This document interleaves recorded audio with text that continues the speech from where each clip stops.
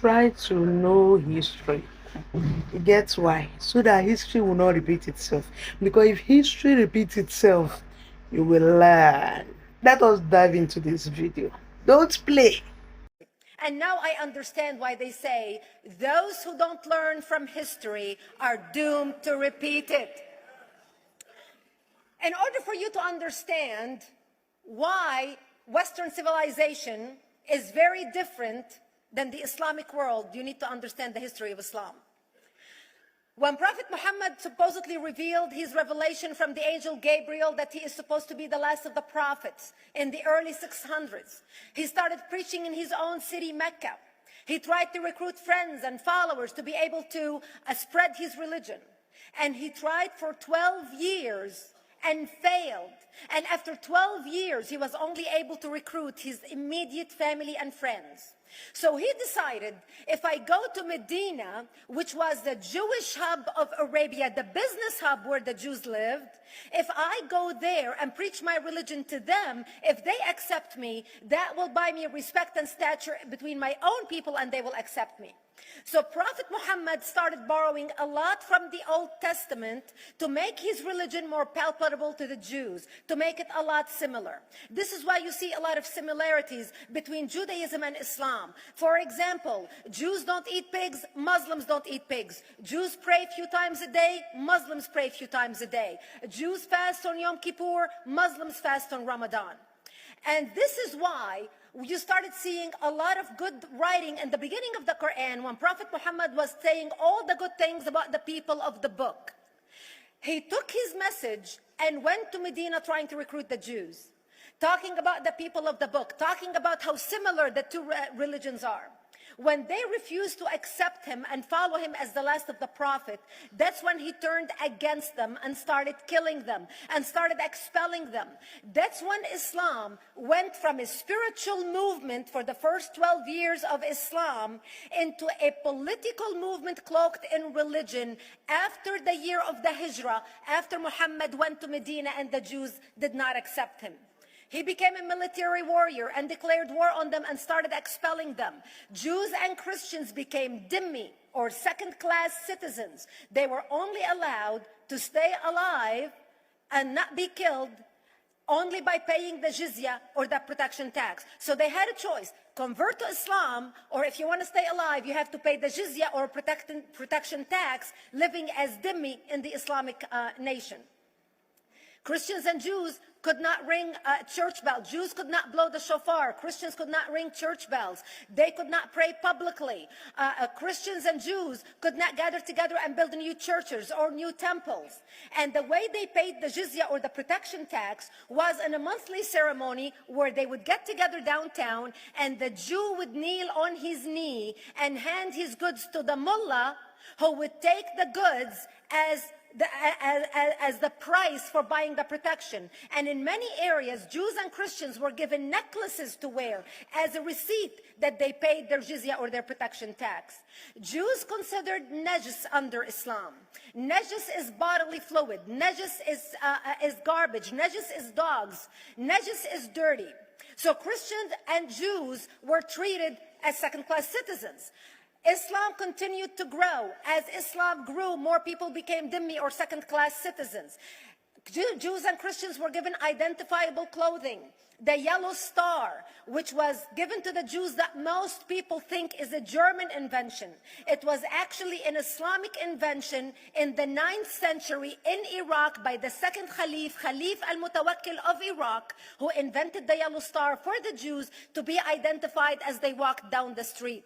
Because Jews were considered najis, if a Muslim man or a Jew walked on the same side of the street, the Jew had to cross the other side so the Muslim man can walk, so he's not dirtied by the filth of the Jew.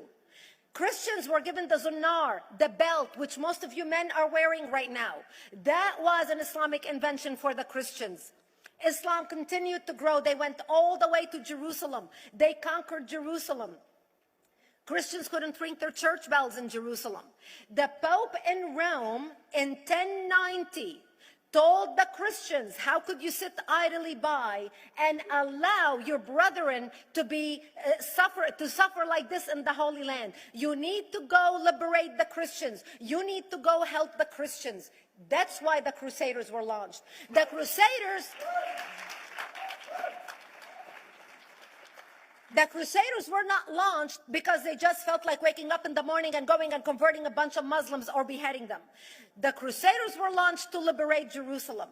And they were able to liberate Jerusalem for less than 100 years before Salah ad-Din al-Ayyubi, Saladin, took it back, and Jerusalem remained under Islamic control until 1967, when the State of Israel liberated Jerusalem, where Christians, Jews, and Muslims could pray under the same sky.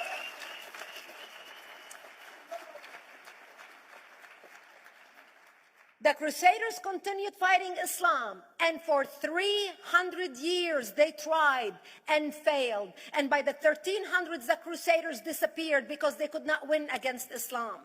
Islam continued to expand. They went all the way to Central Europe. They went all the way to China. They went to India. They conquered Spain. They changed the name of Spain from Spain to Andalusia. And they started, as they advanced, as they conquered more nations, more people paid the jizya, or the protection tax. And this is how the Islamic Empire grew. It went all the way until they was stopped at the gates of Vienna on 9/11. 9/11 is not a date that Osama bin Laden just picked out of a hat. 9/11 is a symbolic date in the Islamic calendar. Between the 1600s, Islam had covered more of the earth's surface than the Roman Empire did at its peak. Between the 1600s and the 1800s, the Europeans were experiencing the European Industrial Revolution, where the Europeans were able to invent products on factory lines, where they are able to make money and sell products, which gave them the money to build a strong army in order to fight the Muslims. And that's how they were able to stop them at the gates of Vienna on 9/11.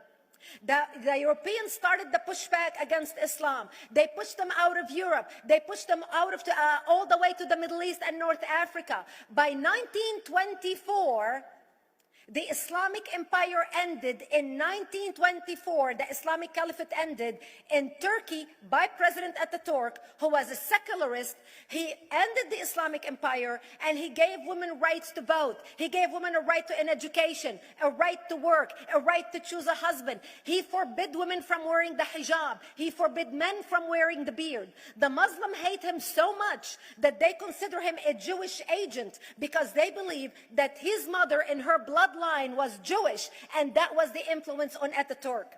By the time the Islamic Empire, or the Islamic Caliphate, or the Islamic State ended in 1924, the Islamic Caliphate had existed for 1400 years, and it ended less than 100 years ago.